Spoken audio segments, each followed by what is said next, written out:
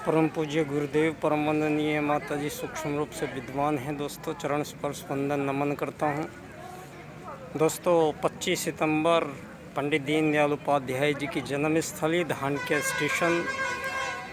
आज पंडित दीनदयाल उपाध्याय जी का ये जन्म दिवस है दोस्तों।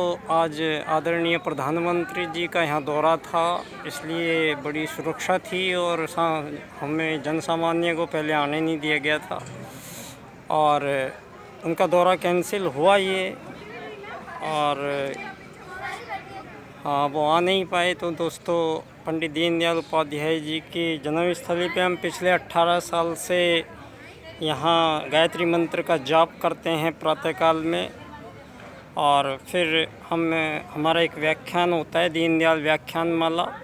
दोस्तों मैं पंडित दीनदयाल उपाध्याय जी के 4 राजनीतिक सूत्र जो इन्होंने दिए थे, मेरा सौभाग्य है परम पूज्य गुरुदेव ने मुझे ये मौका दिया और ऐसी दिव्य महाविभूति जन्मी जहाँ मेरा यहीं रहने का मुझे अवसर मिला दोस्तों। तो काफ़ी 18 साल हो गए हैं। तो दोस्तों पंडित दीनदयाल उपाध्याय जी के यहाँ 4 सूत्रों की मैं हर बार यहाँ पर व्याख्या करता हूँ, और मेरा विषय है दोस्तों एकात्म मानववाद एवं समग्र व संपूर्ण वैश्वीकरणवाद, टोटल एंड कंप्लीट ग्लोबलाइजेशन। दोस्तों आत्मत सर्वभूतेषु और वसुदैव कुटुंबकम 2 वैदिक सूत्र हैं जिन्होंने पूरे विश्व सृष्टि को सतयुगी वातावरण से मानव जीवन को धरती पे प्रारंभ किया।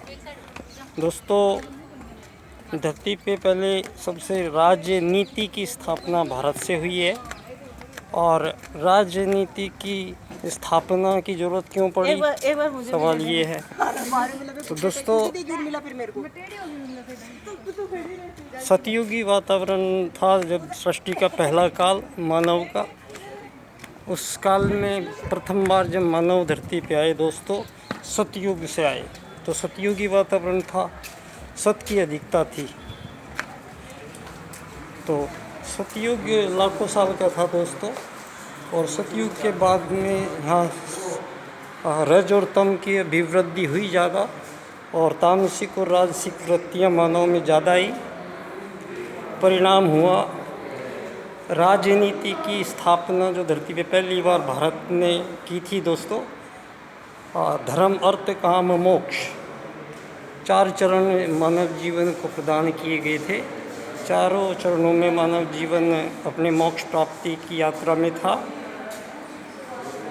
त्रुटि मानवीय है, मानवीय त्रुटि। धरती का पहला राजनीतिक वाद था मनुवाद।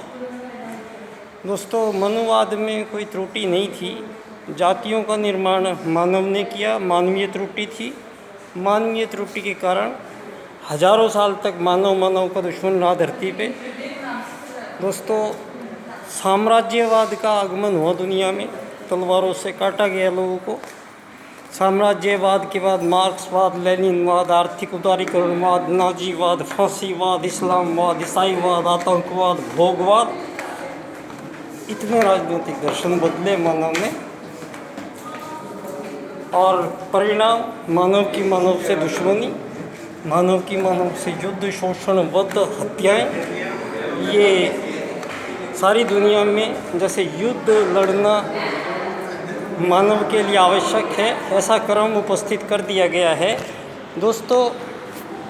ये सब हुआ है राज की नीति में जो परिवर्तन हुआ है। तो आज का जो वाद है, आज का राजनीतिक जो दर्शन है दुनिया में, वो पूंजीवादी लोकतंत्र है दोस्तों। और लोकतंत्र जिसको आप कह रहे हो, ये लोग आते हैं, उनमें लोग एक नहीं आते हैं, लोग गरीब आते हैं, लोग अमीर आते हैं, लोग मालिक आते हैं, लोग नौकर आते हैं। तो दोस्तों जहाँ मालिक वोट डालने जाएगा, वहाँ नौकर उसके विरोध में वोट डाल सकता नहीं है। तो यहाँ मालिक आएगा तो नौकर उसके विरुद्ध नहीं डाल सकता है। तो पूंजीवाद से संचालित लोकतंत्रवाद को पंडित दीनदयाल उपाध्याय जी दोस्तों इसी सदी में आप सब लोगों के सम्मुख एक एकात्म मानववाद का राजनीतिक दर्शन प्रस्तुत करते हैं। एकात्म मानववाद दोस्तों परम पूज्य गुरुदेव के अनुसार वसुदैव कुटुंब का निर्माण है। और वसुदैव कुटुंबकम दोस्तों इस बार G20 की मीटिंग में हमारे भारत ने वसुदैव कुटुंबकम का एक सूत्र दिया है। मैं निवेदन ये करना चाहता हूँ दोस्तों, वसुदैव कुटुंबकम अपने आप में कोई शब्द लिख नहीं सकता है क्योंकि उसकी व्याख्या नहीं हो सकती है। वसुदैव कुटुंबकम की व्याख्या करने से पहले आपको आत्मत सर्वभूतेषु लिखना पड़ेगा, और जिसको पंडित दीनदयाल उपाध्याय जी एकात्म मानववाद की संज्ञा देते हैं दोस्तों। तो मानव को शरीर मानेंगे तो रोटी कपड़ा मकान, और शरीर को आत्मा मानेंगे तो धर्म अर्थ काम मोक्ष।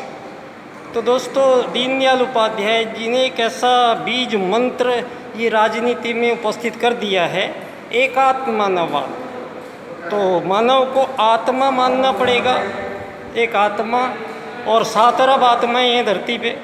तो 7 अरब आत्माओं को एक ही इकाई मानते हैं दीनदयाल उपाध्याय जी, और एक इकाई मान के आत्मत सर्वभूतेषु की स्थापना एकात्म मानववाद के रूप में दीनदयाल उपाध्याय जी आपके सम्मुख प्रस्तुत करते हैं।